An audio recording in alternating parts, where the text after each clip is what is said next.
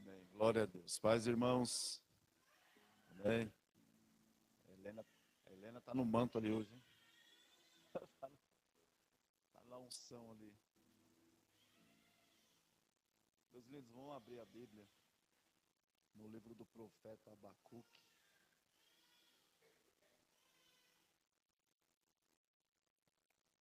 Livro do profeta Abacuque. Está quase no meio da Bíblia. Tá todo mundo no mistério hoje aqui.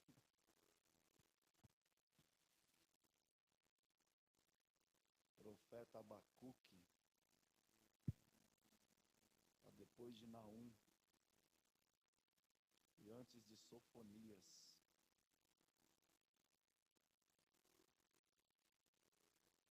Você encontrou?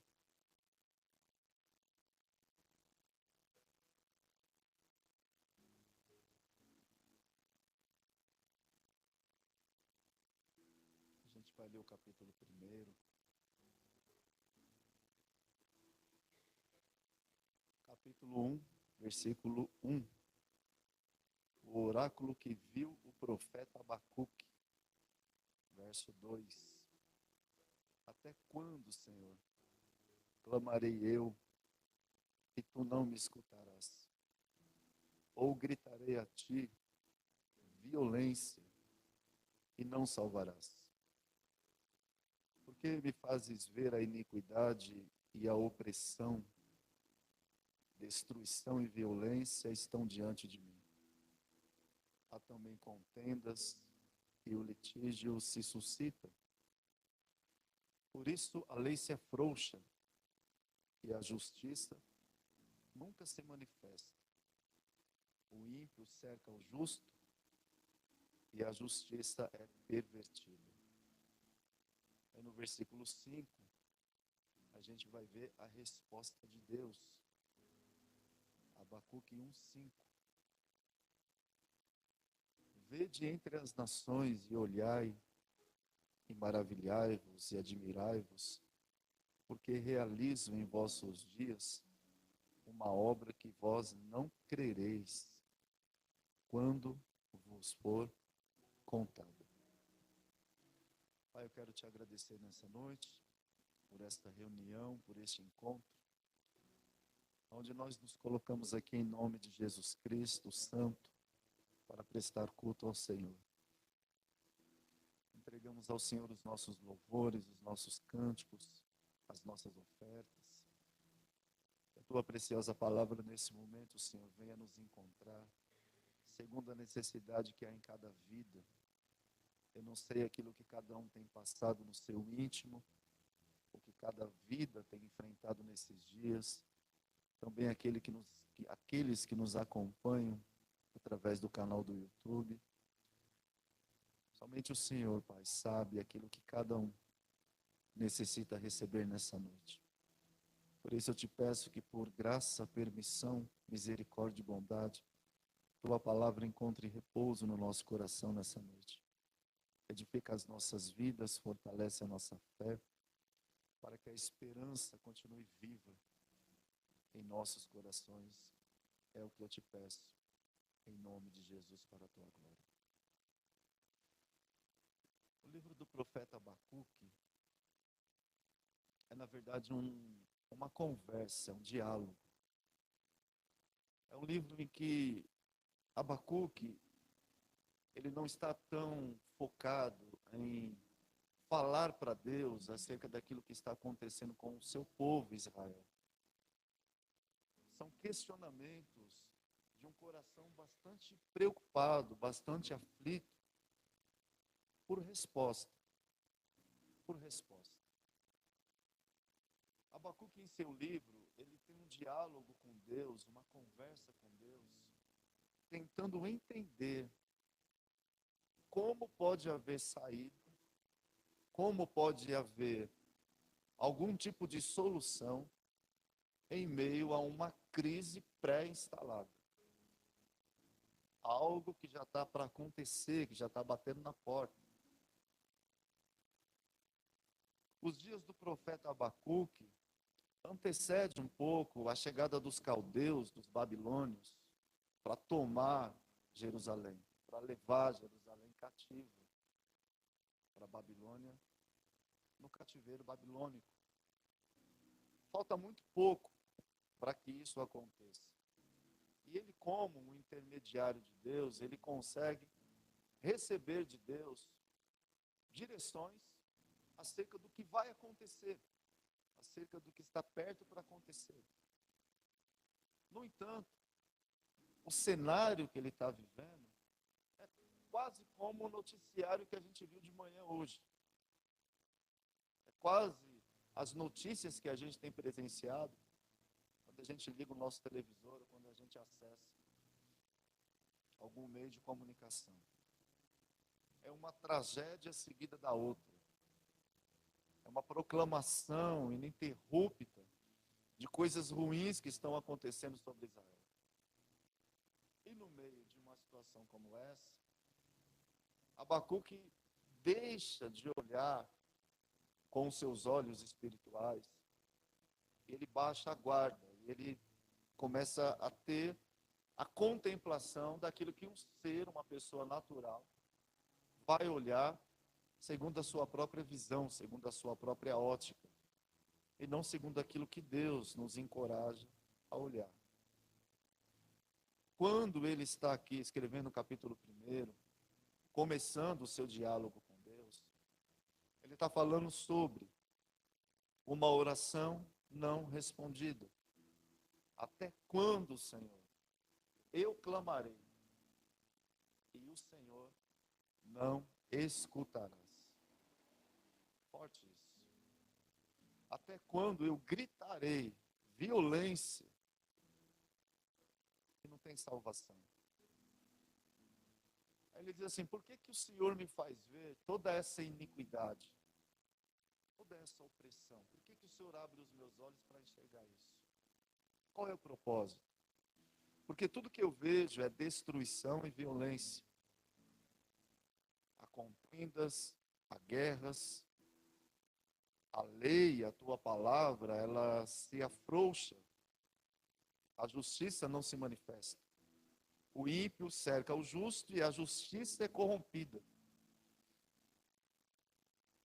Diante de um cenário como esse, irmãos, como ter fé? Como ter esperança? Como acreditar que alguma coisa possa mudar nesse cenário? Porque quando a fé é minada, quando a fé é arrancada dos nossos corações, o que substitui isso é a murmuração. Quando a fé é tirada do nosso ser, a gente volta para o natural. A gente volta para aquilo que é comum. E a gente começa a ver o mundo como ele é. Exatamente da forma como ele está.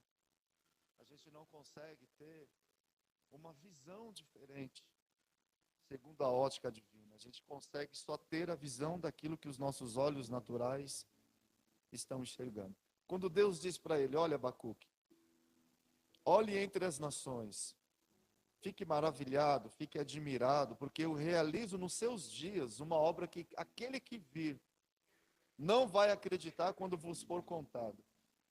Aí Deus, ele vai fazer o quê? Ele vai falar para Abacuque o que ele vai fazer.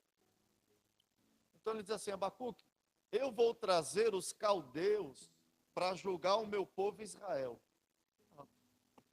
O que já estava ruim fica pior. Aí Abacuque diz assim, no decorrer do texto: você vai trazer uma nação 1000 vezes mais ímpia do que a gente para consertar os nossos passos? Não, Deus, espera aí. Deixa eu tentar explicar para o Senhor quem são os caldeus. Aí ele vem na lista aqui, ó. E vai mostrar para Deus quem são os caldeus. Quem é esse povo que o Senhor está dizendo que vai usar para trazer conserto para nós?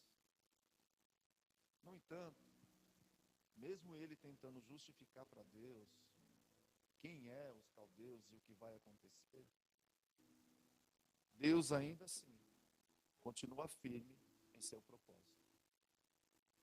Bem, no capítulo 2 do livro de Abacuque, ele, na sua indignação, ele ainda está dizendo para Deus: eu, Senhor, me coloco como uma torre de vigia. Sobre a fortaleza eu me apresento, eu vigio. Os meus olhos estão contemplando todo o cenário da destruição. E como responderei a essa queixa? Como responderei a tudo isso? É um coração que está indignado com a injustiça dos seus dias, com a violência dos seus dias, com a maldade dos seus dias. Ele não se conforma em ver tanta destruição no meio do seu povo, sem que haja uma solução para isso. Deus continua falando para ele vai responder a Abacuque. Então o Senhor fala assim, capítulo 2, verso 2. Então o Senhor respondeu: escreve a visão, torna ela bem legível sobre tábuas, para que aquele que a lê corra com ela. Porque a visão é ainda para o tempo determinado, e até o fim falará e não mentirá. Se tardar, espera-o, porque certamente virá, não tardará.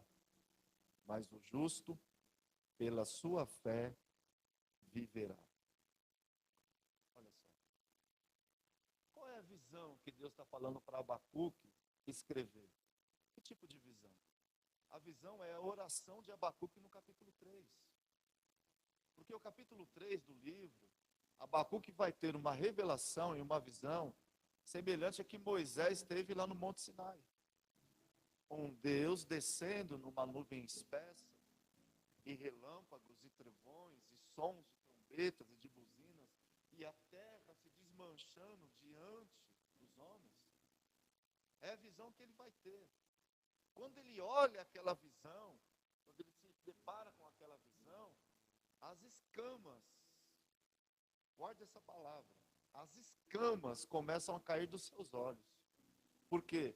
Porque ele consegue enxergar a partir desse ponto, que ainda que o mundo esteja numa total decadência moral, Deus continua soberano em seu trono. Deus continua soberano em suas decisões.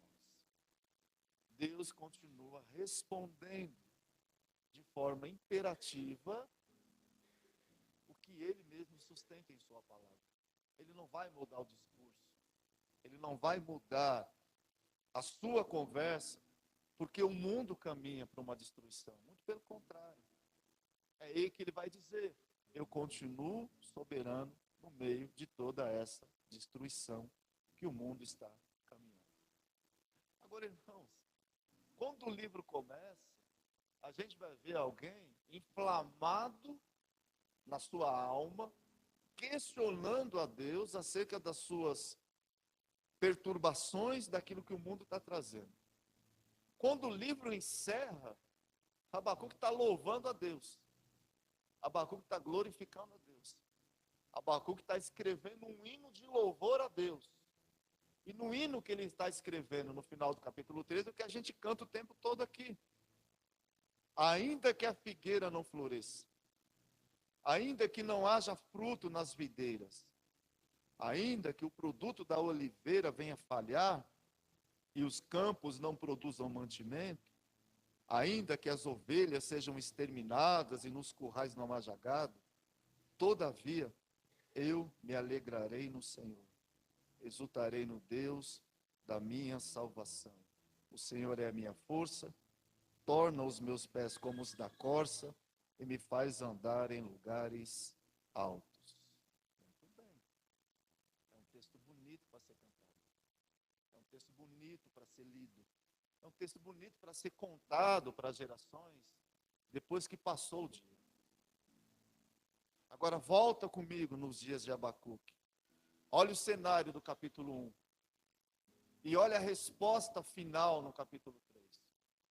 Não passa muito tempo para ele mudar a sua condição de incrédulo para alguém que agora dá crédito. Não passa muito tempo para ele renovar novamente a sua fé em Deus e acreditar que esse Deus vai mudar o cenário. Agora, o que faz ele mudar essa situação? O que faz ele reverter dentro de si? Isso aqui é uma guerra interior. O que faz ele reverter dentro de si aquele quadro negativo, aquele quadro de incredulidade, de desesperança. O que faz ele mudar? A sua fé em Deus. A fé. O coração é um lugar onde Deus espera encontrar nele um espaço para que a fé produza resultados. Quando a gente vai para a vida de José no Egito, antes do Egito, capítulo 37 do livro do Gênesis, olha só que interessante. A gente vai ver o José contando os sonhos para o pai e para os irmãos. Capítulo 37 do Gênesis. Versículo 11 do capítulo 37 diz assim: seus irmãos, pois, o invejavam. Seu pai, porém, guardava este caso no coração. Jacó, quando ele está ouvindo o menino contar o sonho, ele até dá uma repreensão no menino, dizendo assim: eu e a sua mãe nos encurvaremos a você e os seus irmãos também. Você perdeu o juízo?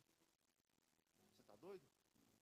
No entanto, ele que viveu a experiência lá em Bétel, quando Deus o visitou no sonho da pedra, que tinha a escada que ia do topo até o céu, ele teve que pegar aquela revelação que ele teve naquele dia e guardar ela no seu coração.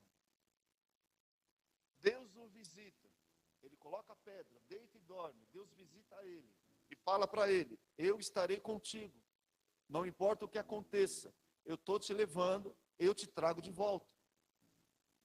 Ele tem que pegar essa palavra e ele tem que nutrir essa palavra todos os dias da sua vida.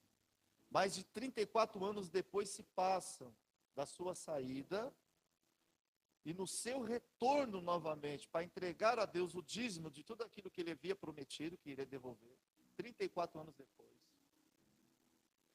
aquela palavra ainda queimava dentro do seu coração. Por isso que agora, quando é um menino que está contando o sonho, ele guarda essa palavra no coração, ele medita sobre essas palavras no seu coração, porque ele sabe o que Deus prometeu, ele é fiel para cumprir. Não vai cair nenhuma das palavras que Deus prometeu. Então ele coloca aquilo no seu coração e ele guarda aquilo. Semelhantemente a essa situação, a gente vai ver a mãe de Jesus também passando por isso. Lucas capítulo 2.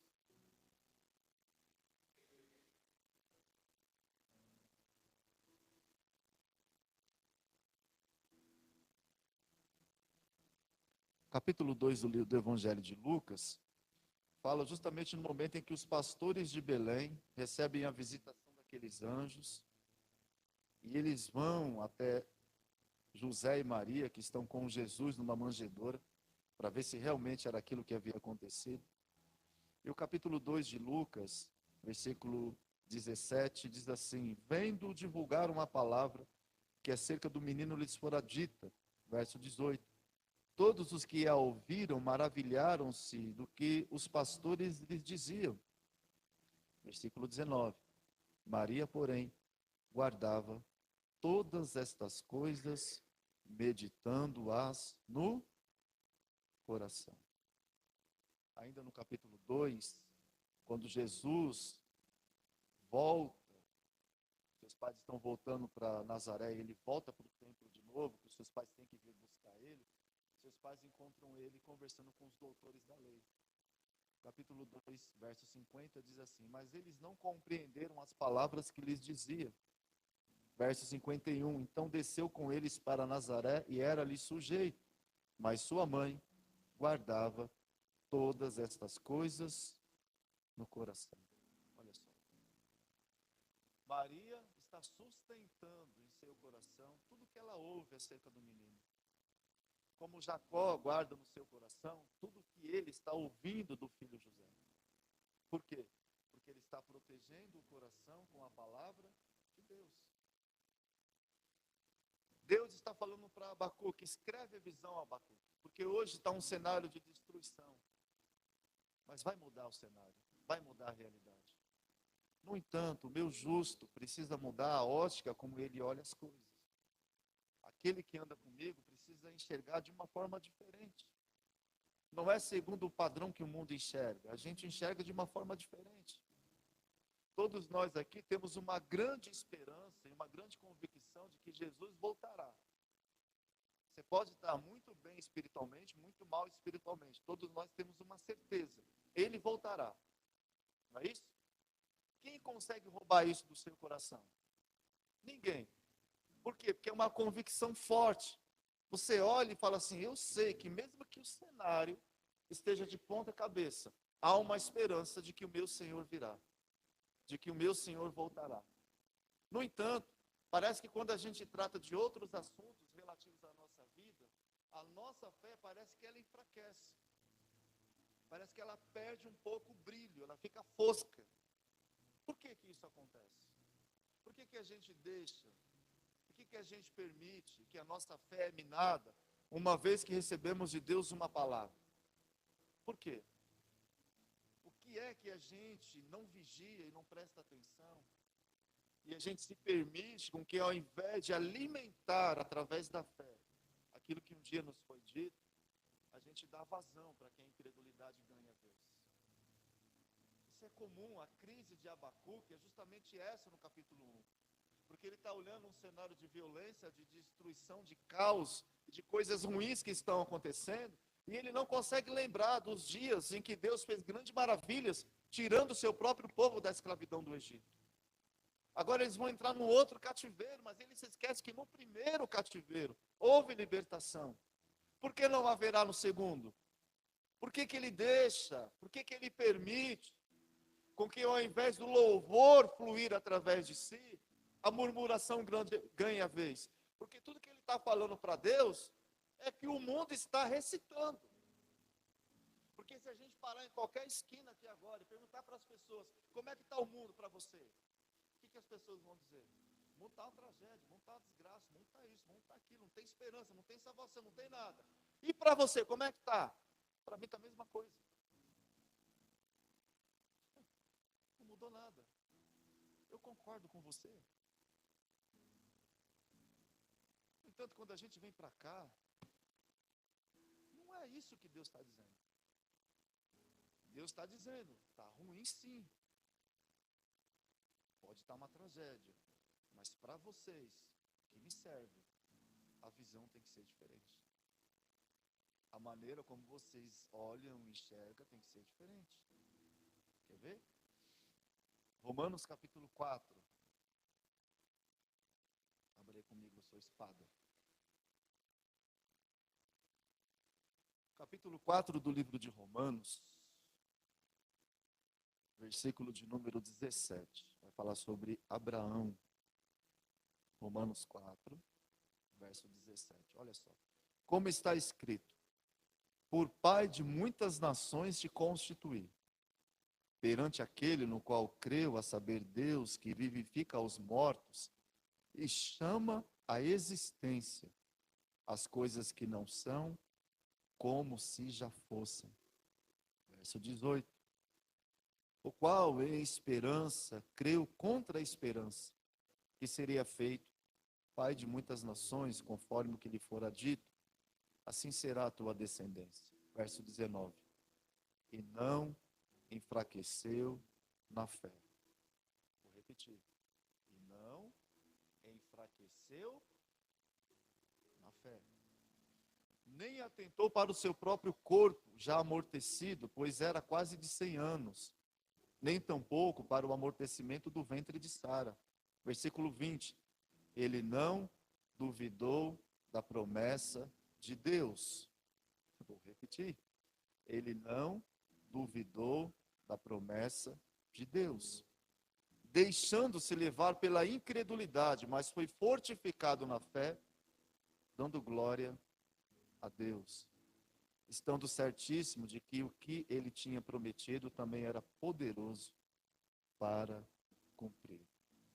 O que me salta aos olhos nesse texto: não enfraqueceu na fé e não duvidou da promessa de Deus. Poder de fé.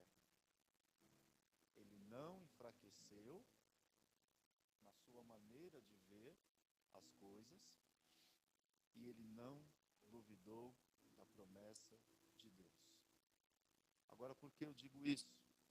Porque Hebreus 11 diz que fé é a certeza. Olha só, se parasse só aqui, para a gente já era suficiente. O que é fé? É a certeza. Abraão, ele não duvidou e ele não enfraqueceu na fé diante de uma realidade morta. 99 anos de idade. Sara, 89. Como é que uma mulher com 89 anos vai ser mãe? Como é que um homem com 99 vai ser pai? E não é só pai, é pai de multidões. É pai de nações, de reinos e de povos. Faz sentido isso aqui? Faz sentido? Casa com a realidade? Encaixa com a realidade? Olha a sua realidade. Olha a sua situação. Olha o que você está passando. A palavra de Deus encaixa com a sua realidade? Encaixa com aquilo que você está passando? Encaixa com os seus dias? Lógico que não. No entanto, fé é a certeza. A certeza do quê? Das coisas que se... Alguém me ajuda? É a certeza das coisas que se esperam. Abacuque vai conversando com Deus, ao poder do diálogo. Ele vai conversando com Deus, ele vai apresentando as suas razões e Deus vai respondendo do outro lado. Ele vai apresentando suas queixas, Deus vai respondendo do outro lado. Até que chega um determinado momento que o seu coração está tão fortalecido em Deus, que a sua fé está tão fortalecida em Deus, que o discurso muda. É quando ele olha o cenário do caos, ele diz, olha lá, a figueira, só está o tronco e os galhos. Olha a videira, nem nasceu direito, já está morrendo ali na árvore, na raiz. Olha a oliveira, não tem uma azeitona. Ainda assim, ainda que a figueira não floresça, ainda que a videira não dê as uvas, ainda que a oliveira... Irmãos, ele vai trazendo à existência uma realidade que não existe. Romanos 4,17, Deus chama à existência as coisas que não existem como se elas já existissem.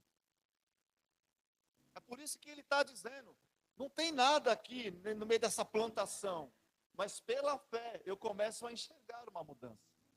Pela fé eu começo a ver algo acontecendo. E aí Hebreus 11, verso 6 diz que sem fé é impossível fazer o quê? Como é que agrada a Deus? Orando 15 horas por dia? Não, aqui não está escrito isso. Como é que agrada a Deus? Ouvindo todos os CDs da Cassiane? Não. Como é que agrada a Deus? Tendo fé. É lendo a Bíblia inteira? Não, é tendo fé. Quer agradar a Deus? Queremos agradar a Deus? Tenhamos. E o que é a fé? Diga assim, é a certeza daquilo que eu espero, que os meus olhos não veem, mas vai acontecer. Porque Deus não mente. Ele não mente. Deus não pode mentir. Deus não pode mentir. E glória a Deus por isso, irmãos, porque é somente isso para manter a gente de pé. Porque imagina, como o pastor Timóteo disse aqui no louvor, o que a gente está fazendo aqui nessa noite? Imagina se a gente viesse aqui só para conversar, só para trocar figurinha. Você tem essa aqui? Não, eu tenho essa aqui, então me passa essa. Qual seria o propósito da vida? Qual seria, irmãos? Mas uma vez que a gente vem aqui, cheio de Deus ou vazio de Deus, há algo que é liberado sobre as nossas vidas que não é daqui, vem de lá. E o que vem de lá não pode ser alterado, porque é a palavra que sai do trono dele. E quando sai do trono dele, ele confronta as nossas vidas para a gente mudar uma única coisa, a nossa visão. Porque o cenário é o mesmo para Abacuque. Não passaram-se 80 anos para ele falar, agora eu vejo Deus que trouxe o povo de volta. Não. Depois do diálogo com Deus, a visão já tinha mudado.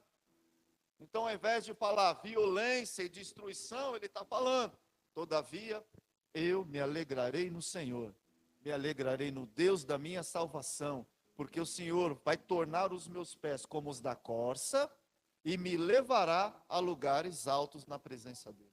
Olha só, é o mesmo profeta, é a mesma terra, é o mesmo sofrimento, mas agora a visão de Abacuque muda. E Deus diz para ele: o meu justo, pela sua fé, viverá. Você tem fé? Amém? Tem fé em Deus? Tem de fé em Deus. Jesus disse isso, não foi? Tenhamos fé em Deus. Eu finalizo com você em Hebreus 10, versículo 37, que diz assim: pois ainda em pouco tempo aquele que há de vir virá, e não tardará, mas o meu justo viverá pela fé. E se ele recuar, a minha alma não tem prazer nele. Então, se a gente quiser ser, entre aspas, admirado por Deus, reconhecido por Deus, aceito por Deus, a gente não pode recuar na nossa fé. Então você vai se levantar em nome de Jesus. E você não vai deixar que o atual cenário da sua vida diga que Deus não é capaz de fazer o que Ele é capaz de fazer. E a gente vai orar, e a gente vai clamar, e a gente vai continuar crendo. Possa ser que não aconteça nada de hoje para amanhã. Possa ser que não aconteça nada durante essa semana. Mas uma coisa é certa: se a gente colocar os nossos olhos em Deus, alguma coisa Ele vai fazer. Ele vai fazer, irmãos. Porque senão, volto a dizer, não tem propósito nenhum a gente estar aqui. Nenhum. Cada um pode ficar na sua casa vivendo a sua vida. Mas se nós estamos aqui, em nome de Jesus Cristo, como foi ministrado, onde 2 ou 3 estiverem reunidos, Ele está no nosso meio. Então, através da nossa fé, nós vamos dizer: ainda que a figueira não floresça, Senhor, ainda que não haja frutos na videira, ainda que a oliveira fale, ainda que os campos não produzam mantimento, ainda que as ovelhas sejam todas exterminadas do curral, ainda que não haja gado, todavia, a minha fé, Senhor, vai me colocar de pé novamente. E eu me alegrarei no Senhor, exultarei no Deus da minha salvação. Pai, nós queremos te louvar nessa noite, te agradecer nessa noite pela tua fidelidade, pelo poder da tua palavra. Sim, é verdade. Às vezes nós olhamos a nossa realidade, Pai, e não há um caminho alternativo. Parece que não tem uma saída, parece que não tem muito o que ser feito. Todavia, Senhor, nós não olhamos mais pela ótica humana, nós olhamos através da tua palavra. E através da tua palavra nós acreditamos que haverá sim um sinal do Senhor, que haverá uma intervenção do Senhor, que haverá uma mudança no Senhor. Talvez a nossa fé hoje não mude a situação ao nosso redor, mas ela vai mudar o nosso coração. Ela vai mudar a nossa visão, ela vai mudar a nossa maneira de ver o mundo, de ver aquilo que o Senhor está trazendo à existência. E pela fé, Senhor, na tua palavra, nós iremos sim proclamar as tuas verdades. Iremos orar e clamar e buscar a tua presença e a tua face, crendo, meu Deus, que através da fé os resultados irão aparecer. Os resultados irão acontecer, porque o Senhor não pode mentir em tua palavra, Senhor. O Senhor não pode mentir em tua palavra. A tua palavra continua sendo a verdade. A tua palavra continua sendo a verdade. Por isso, meu Deus, muda a nossa visão nessa noite. Muda a nossa visão, Pai. Que a gente se lembre dos dias antigos.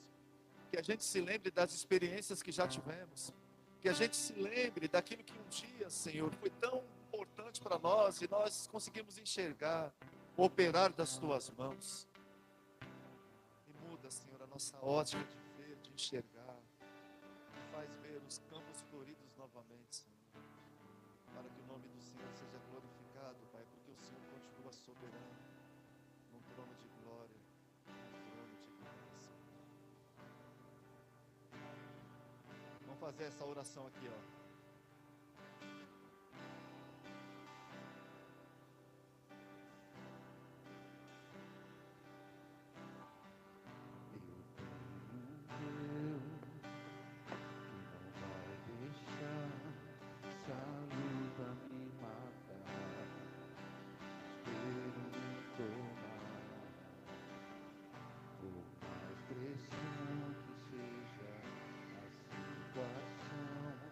o controle ainda está nas palmas de suas mãos.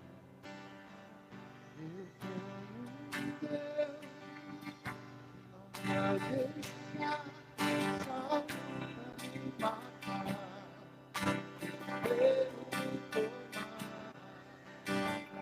Por mais pressão que seja a situação, o controle ainda está nas palmas de suas mãos. O choro de uma noite, mas a alegria ela vem pela manhã. Eu creio, eu creio. O choro de uma noite, mas a alegria ela vem pela manhã. Eu creio, eu creio. Ainda e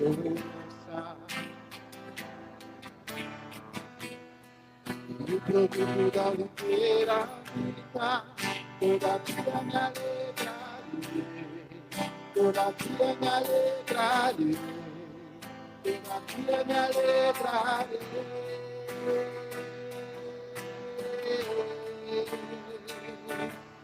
Ainda da figura não trouxa, que não haja fruto na vide, o produto da oliveira me dá, todavia me alegrarei, todavia me alegrarei, todavia me alegrarei.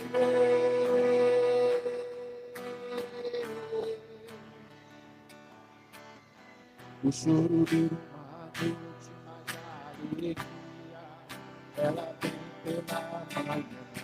Eu creio, eu creio.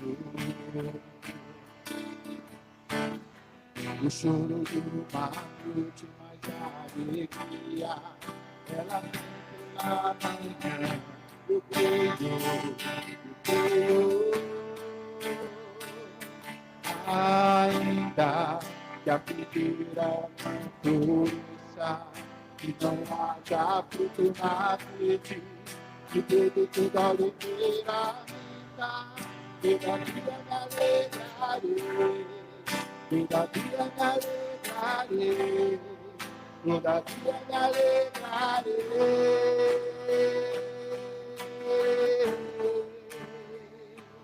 Ainda que a figueira floresça, que não haja fruto na vide, que o produto da oliveira me dá, todavia me alegrarei, todavia me alegrarei, todavia me alegrarei. Cante comigo assim, ó.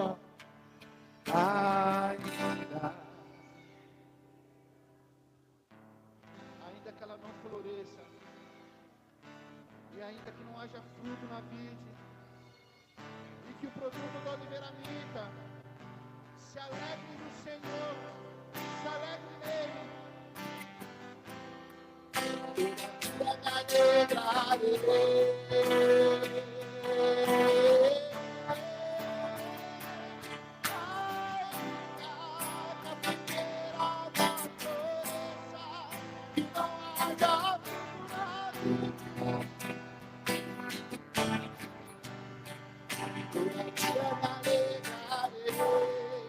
Todavia me alegrarei, todavia me alegrarei.